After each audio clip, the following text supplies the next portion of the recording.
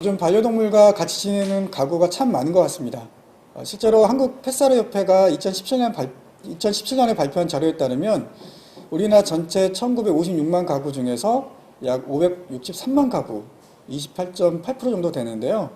이 가구들이 반려동물과 함께 사는 걸로 조사가 됐습니다. 약 3분의 1 정도가 반려동물과 함께 지내는 것 같습니다.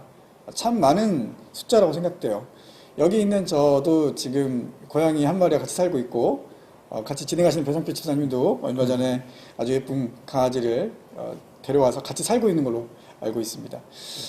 과거에는 사람에게 귀여움을 받고 즐거움을 준다는 의미에서 애완동물이라고 명칭을 불렀지만, 지금은 친구, 가족과 같은 존재로 살아가는 반려자라는 인식이 확산되면서 반려동물로 불리고 있습니다. 즉, 자기와 함께 지내고 있는 강아지나 고양이가 강아지 같은 이 동물들이 바로 자신의 친구, 가족이다라는 인식이 확산되고 있는 것이죠. 우리가 친구나 가족을 위해서 기도하고 축복하듯이 이들을 위해서 기도하고 축복하는 일은 어쩌면 참 당연하고 자연스러운 일 같습니다. 그런데 이런 일을 한국교회가 한국교회 안에서 공식적으로 하기에는 아직은 좀 어색한 상황입니다. 그렇지만 해외에서는 좀 자주 있는 사례라고 합니다.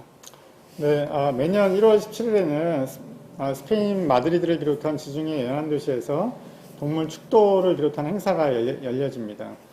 1월 17일이 성 안토니우스의 축일인데, 그는 모든 수사들의 교부로 불리는 이집트 출신의 성인입니다. 이 안토니우스 성인은 생전에 동물들을 아꼈다고 알려져서 동물들의 수호자로 불렸습니다. 19세기 무렵부터 그를 기념하는 이 날에 동물을 축도하는 행사가 열렸다고 합니다. 네, 성공의 교회도 반려동물을 위해 기도하는 시간을 공식적으로 가졌습니다. 2014년 10월 5일에 로스앤젤레스 제임스 성공의 교회는 아시시의 성 프란시스코 축일을 맞아서 주일 예배에서 반려동물을 축복하는 시간을 가졌습니다. 한국 성공의 교회도 2016년에 반려동물을 축복하는 그런 시간을 갖기도 하였습니다. 나아가서 반려동물과 그 주인들을 위한 교회가 따로 있는 경우도 있습니다. 영국에 셜리 웨이크필드 목사라는 분이 계시는데, 이분은 펫 목회를 하세요. 즉 웨이크필드 목사의 신도는 반려동물과 그 주인들입니다. 반려동물의 임종을 지키고 그 장례식, 추도식 등을 집례하거나 반려동물들에게 축도나 마지막 기도를 해주기 위해서 가정을 방문하기도 한다고 합니다. 웨이크필드 목사는 수의사들이 친절하고 잘 돌봐주지만 누군가 귀 기울여 들어주고 반려동물이 무지개 다리를 건너가서 천국에 갔다고 안심시켜주며 영적으로 지지해주는 것과는 다르다라고 말하면서 반려동물과 그 주인을 위한 목회를 하고 있습니다. 전도서 3장 19절에서 21절 말씀 보면 이렇게 기록되어 있는데요. 사람에게는 닥치는 운명이나 짐승에게 닥치는 운명은 같다. 같은 운명을 둘 다 기다리고 있다. 하나가 죽듯이 다른 하나도 죽는다. 둘 다 숨을 쉬지 않고 못 사니 사람이라고 해서 짐승보다 나을 것이 무엇이냐. 모든 것이 헛되다. 둘 다 같은 곳으로 간다. 모두 흙에서 나와 흙으로 돌아간다. 사람의 영은 위로 올라가고 짐승의 영은 아래 땅으로 내려간다고 하지만 누가 그것을 알겠는가? 라는 구절이 있습니다.